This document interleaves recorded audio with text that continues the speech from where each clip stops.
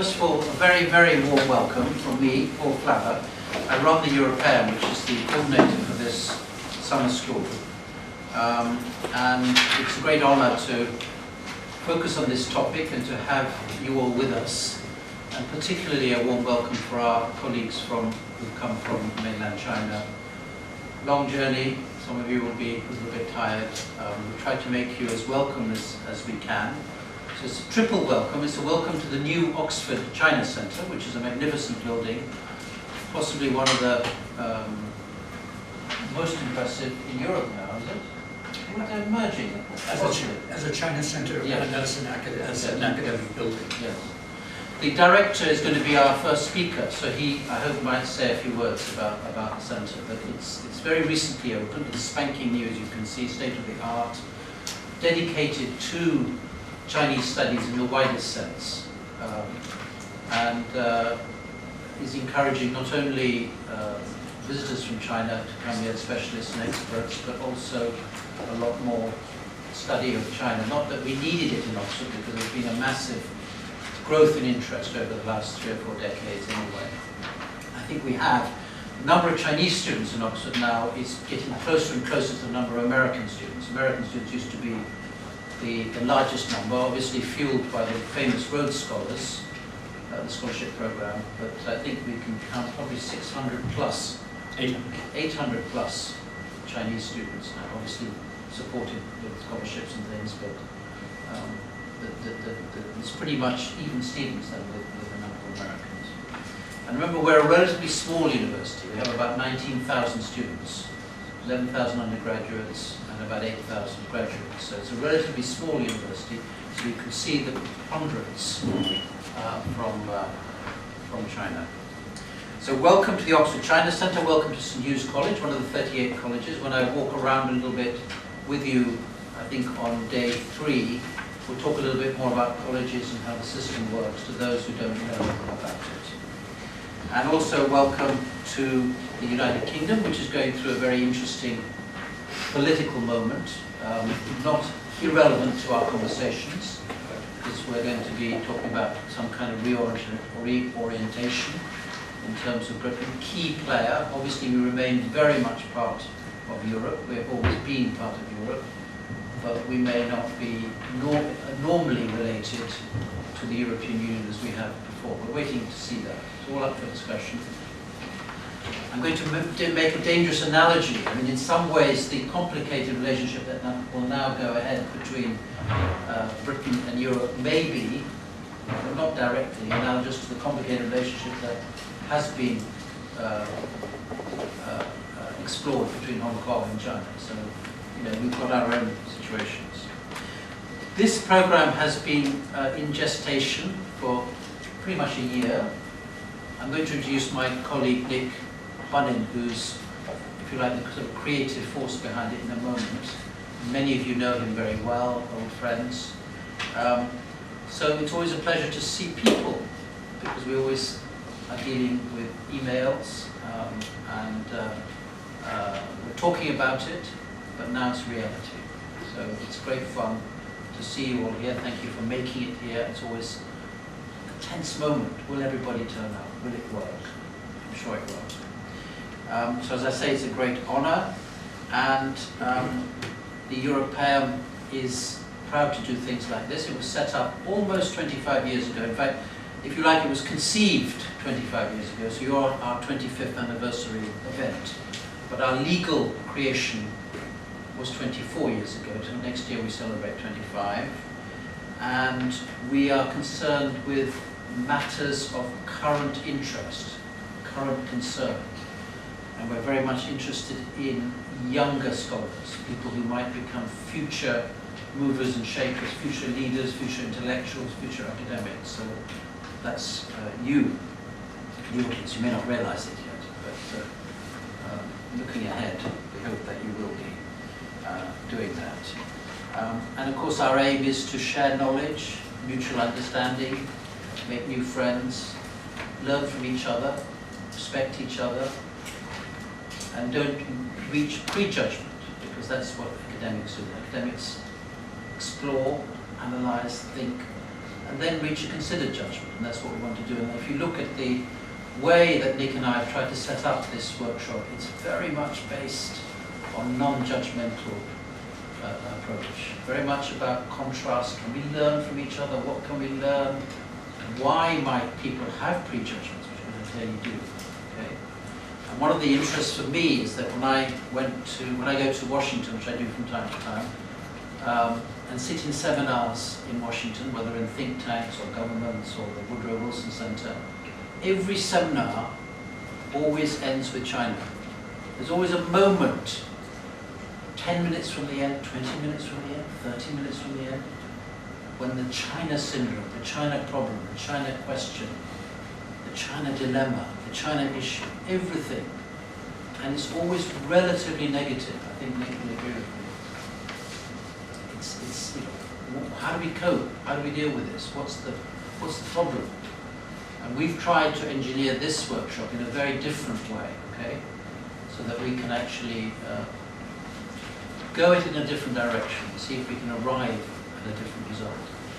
As I say, aimed at mutual understanding. So that's the sort of background, and I'm especially delighted that we have such a mix of people.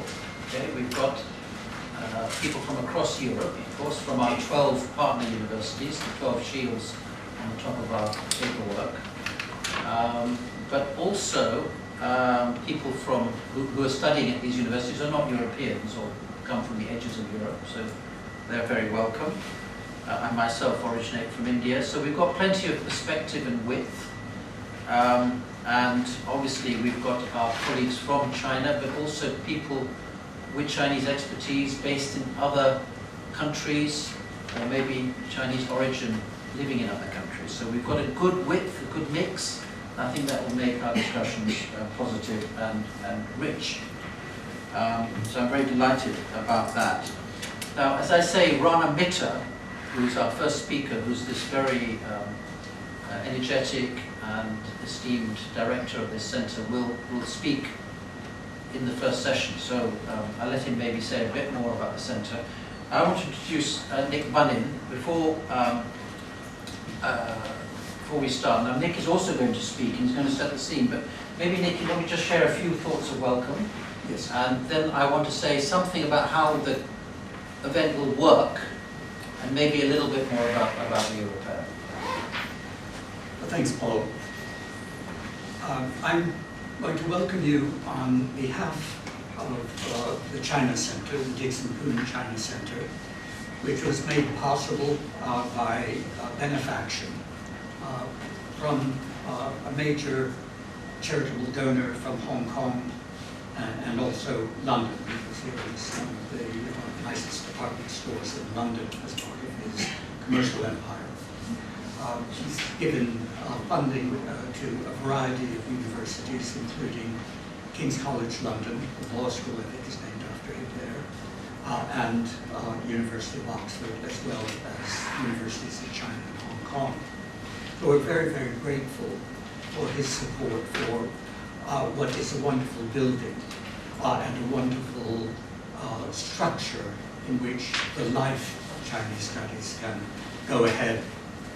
I should mention, for those of you who have a kind of oblique interest in China, but are here mainly as budding scholars dealing with Europe, but interested in relations between China and Europe, or Europe and other parts of the world, that Oxford also has a major European center, which will be represented at least in some of our presentations. It also has other centers looking at the future of the world. The Martin Center, which has developed a program spreading over a wide range of policy issues. There's also the Blavatnik School of Government, which is also a policy-oriented center. All of these have been important background for our thinking about how to approach problems about China and Europe, also about Europe, and also specifically about China. In my own case, let me give just a few anecdotes. if you listen to Bill Clinton's speech at the Democratic National Convention of the United States, he started by saying, in such and such a year, I met a girl. Well, I did the same, but not the same girl. I met my wife, who was a student from the Chinese diaspora, but with family ties in China, who was introduced to me in Wellington Square, which is the administrative headquarters, but also a beautiful garden square, the centre of Oxford.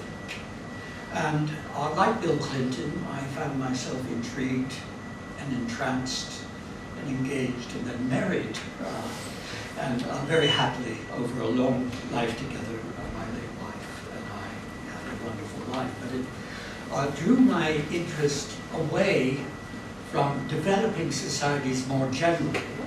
I had done work as an undergraduate dealing with Latin America and the Middle East, but also had been advised by the professor of Chinese.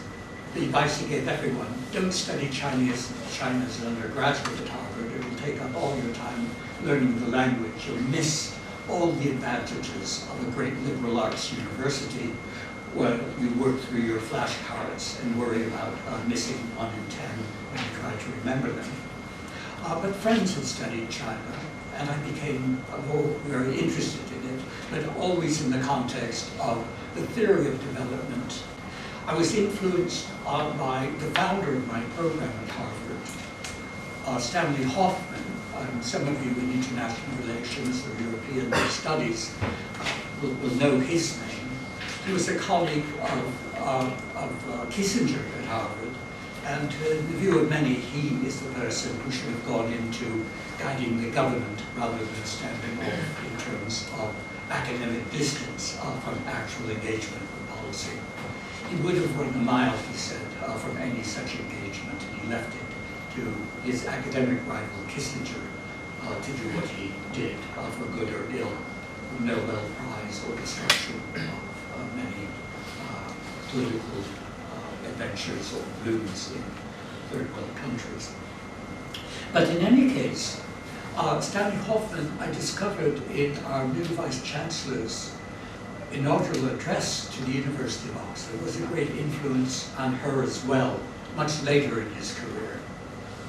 And what struck me as interesting that we both remembered was that Hoffman gave a huge amount of reading for his students, both at undergraduate and graduate level. And he's famous for giving in a long list of 20 items to be read for a particular session of a seminar or a class, the whole of War and Peace as fifth down the line of things to read.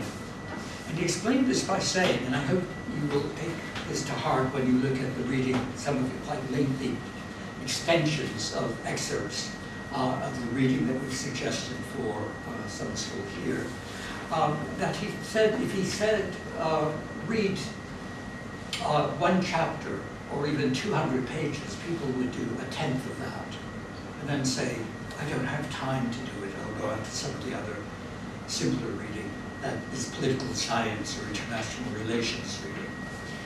If I tell them to read all of it, they'll give up after 200 pages. So I advise you to at least dabble in all the reading that we've suggested, and if you are particularly interested or particularly challenged or particularly angry at some of the things we've suggested, to read on through, if not now, then after the sessions go on. I'm also welcoming you on behalf of the European Union, perhaps one of the last occasions. We don't know how quickly the exit arrangements will go ahead, but maybe one of the last occasions in Oxford where an Oxford speaker can say that. But in any case, we hope that you find that the European Union setting of our many discussions will, at least in retrospect, make sense from an Oxford base, even though the certain relations in the future are uncertain. I hope indeed that you enjoy your time here, and that your fresh faces and eager faces for exchange and stretching of your thought will, at the end of 6 weeks, be more haggard, but delirious with pleasure and full of ideas of things to follow up after our very, very intensive week together. Yeah. Thank you very much, Nick. So you're beginning to get a flavour of how we want to run the event, and I want to just develop that a little bit. So I mentioned that the Europaeum, which is kind of an unusual animal, was set up 25 years ago. It was set up by someone called George Weidenfeld, who's a very well-known publisher. And I always called him a great Europeanist, in the sense that he was very keen that somehow Europe's borders were not seen as blockages. He was very keen that intellectuals particularly saw the value, as they did in medieval times when they used to travel from university to university and spend long periods in disputation with each other, great philosophers of the time, whether it was Erasmus or Occam or whatever, that we actually respected those kind of traditions as younger scholars and as more established experts. And the Europaeum was set up, if you like, and I kind of invented this phrase, but it's a cliche, kind of university without walls, where we can all come and meet together. Now, when it was being set up, of course, it wasn't fantastically original then, but it was much more original than it is now. And I feel that we've, in a sense, pioneered some of the crossovers that are now quite common between universities.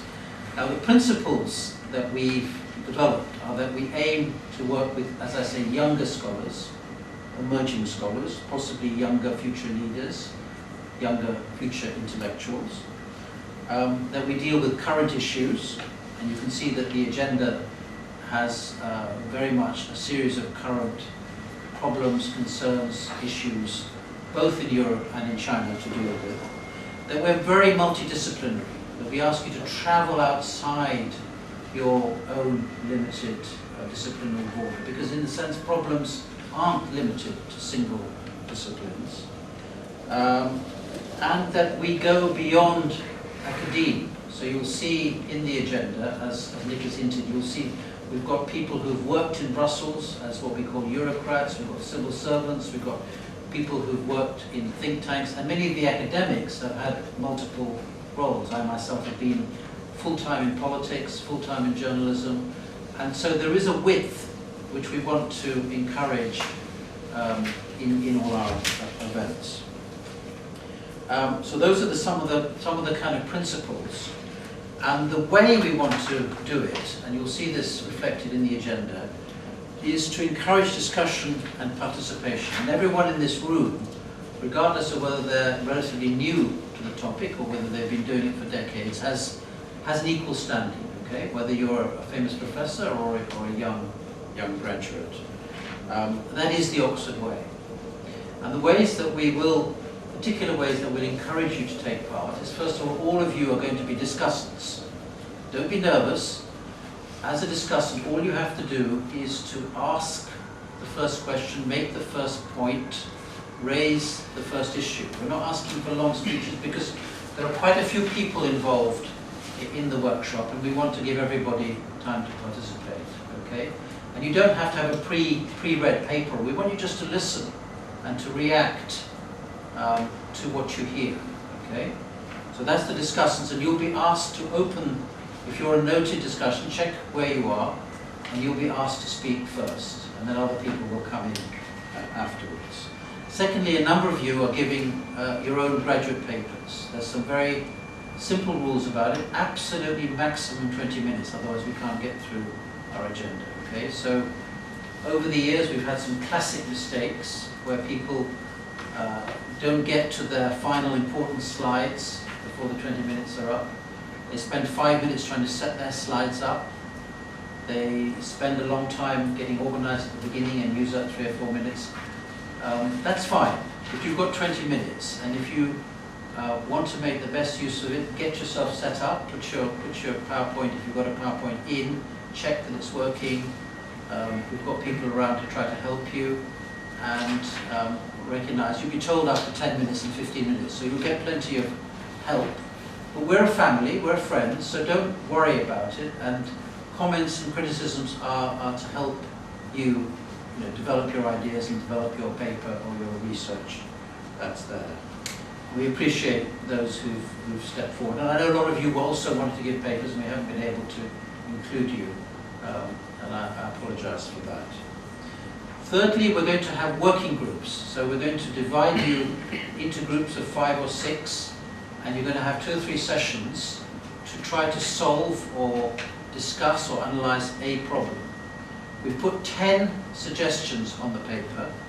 We're going to reduce those to 5, and my colleague Sven, is he here, is going to hand out a little sheet of paper, and I'd like you to put your favourite 3 on it, and we'll then choose the most popular ones. Okay, so during this afternoon, and we meet for the first time working groups tomorrow.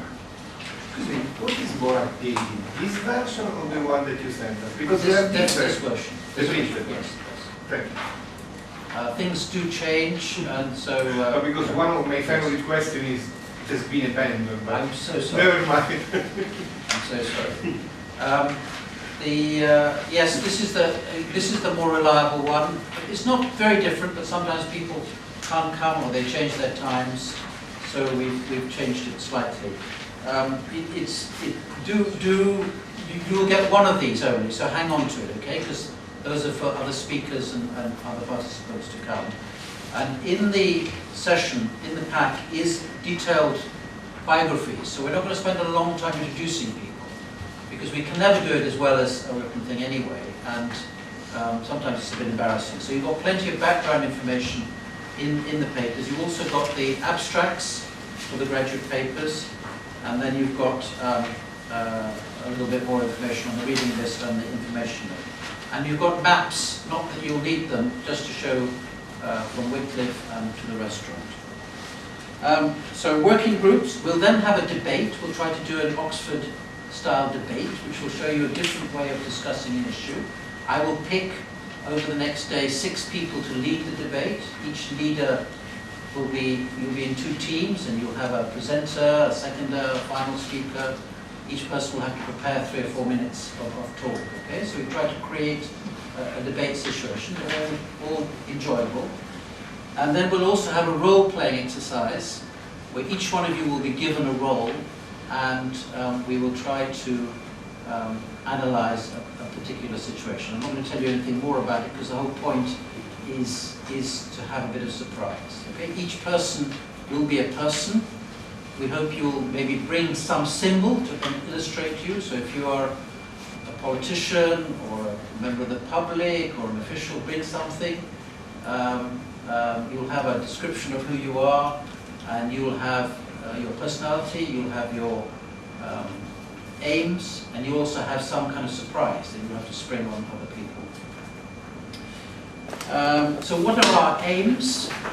Just to remind ourselves, because after 6 days we want to go away. I don't know that we'll have haggard faces. I think we'll be still cheerful. It's a full program. We do make you, we don't give you long afternoons to sit outside and sun yourselves. That's true. But it's greatly varied. It's a lot of variety, so we hope that you won't notice that you'll be so engaged in the different things that are going on that that's our experience, that it's enlivening and participatory and not so tiring. So we want you to leave here obviously better informed. We want you to have shared your ideas with others and learned from others. That's absolutely critical. We want you to have made some new friends and maybe develop some new networks. We want you to perhaps have a better feel of Oxford if you're new to Oxford. We try to include that. And most of all, we want you to have fun, okay? Because you've given us a week. We've all given up a week, and we want to have some fun with each other. So that's very, very important. So just to wind up, I just want to go back to why we're doing this, okay? I mean, I think this is a very relevant summer school. This is one of the crucial questions for our coming century. And I hope that we're doing it in a new and different way. Okay? That's not prejudgmental. And I hope that we can leave here as kind of emissaries of new kinds of thinking about the relationship between China and Europe. And both areas, both regions, both continents are facing enormous moments of change. The so-called reorientation program in China. We have to explore what that means, to see what is reality and what is myth. But obviously the questions of trade, the problems of cities, which we're going to focus on, how we deal with questions of aging, which both continents face, and the crises in Europe, which is so much written about and analysed. Obviously, we have the Eurozone crisis, which still continues. People believe it's kind of solved, but a lot of people are paddling very fast under the water. We have our problems on the eastern borders, particularly with Ukraine. We have the hugely significant problem of migration and mobility, and we in the Europaeum have done already 2 workshops on this, and we will do probably more, because the challenges are very notion of ethics and values. Rise of different kinds of parties in Europe, leading to huge Euroscepticism. So, as Nick hinted, how long in the future will we be able to call it the European Union itself? It's going to change. And as I mentioned at the very beginning, you come to England, to Britain, at a very interesting time when we're having to rethink our position. All these things are going to be explored. We've got some wonderful speakers. So I look forward to a very exciting 6 days. I would say that I'm going to ask some of you at some point to be our report writers. We have some rapporteur writers, which is a very gentle job. We collect a number of opinions and we'll turn it into kind of a report of the event so that we have some document for all of us to share. And we'll try to collect talks. We're doing some filming where we can. So we try to keep a kind of record which can be useful to all of us as well. And if you're interested, there is the option to receive a certificate, an official academically approved certificate from the Europaeum, which is recognized by the partner universities. But it's for academic contributions, either a paper which we think is of high value, or if you don't give a paper, then you have to write some kind of essay afterwards. Okay, it's not merely for being here. If you need some document to say that you were here, and some people do need that, we can supply that. But the academic certificate is something to do with quality and excellence. Okay.